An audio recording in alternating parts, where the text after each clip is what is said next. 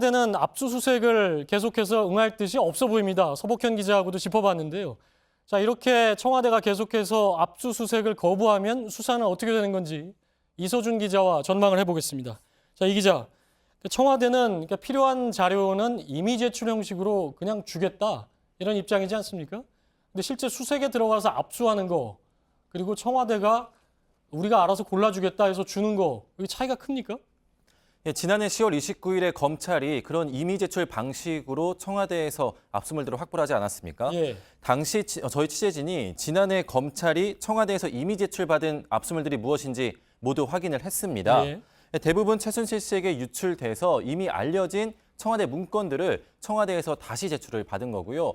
또 휴대전화, USB, 또 수첩 등도 있지만 그 안에는 의미 있는 내용들은 없던 걸로 보입니다. 예. 오찬 메뉴안, 영문 명찰, 포스트잇 등 큰 의미가 없는 자료들도 보이고요. 예. 심지어 가위바위보가 적힌 종이를 내주기도 했습니다. 아, 청와대가 골라준 게 가위바위보가 적힌 종이가 있었다고요? 네, 그렇습니다. 당연히 이건 뭐 증거로 재판에 들어갈 수는 없는 건데, 근데 임의 제출이 아니라, 그러니까 청와대가 골라준 게 아니라 검찰이었죠. 특검도 있었고 안종범 수석이나 정호성 비서관 집에 가서 기습적으로 가져온, 전격적으로 가져온 것에는 뭐 상당히 많은 자료들이 있었죠.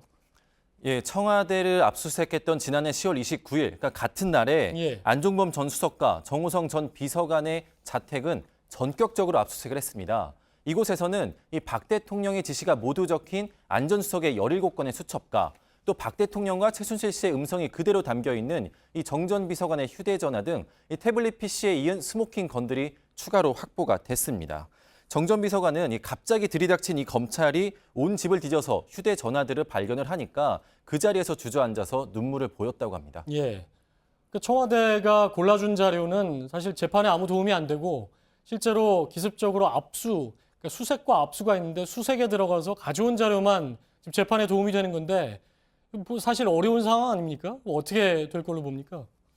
예, 특검은 이 앞서 전해드린 대로 이 법원으로부터 영장을 발부받을 때 이 예. 영장을 집행할 수 있는 기간을 70일의 수사 기간이 끝나는 2월 28일까지로 받았습니다. 굉장히 긴 기간이죠. 네, 맞습니다. 보통은 7일인데 거의 한 예. 달 가까이 받은 건데요.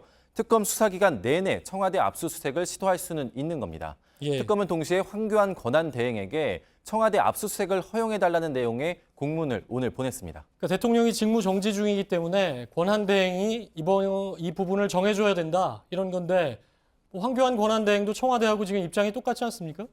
네, 맞습니다. 방금 말씀하신 것처럼 황교안 권한대행은 이에 대해서 불가 입장을 사실상 밝혔는데요.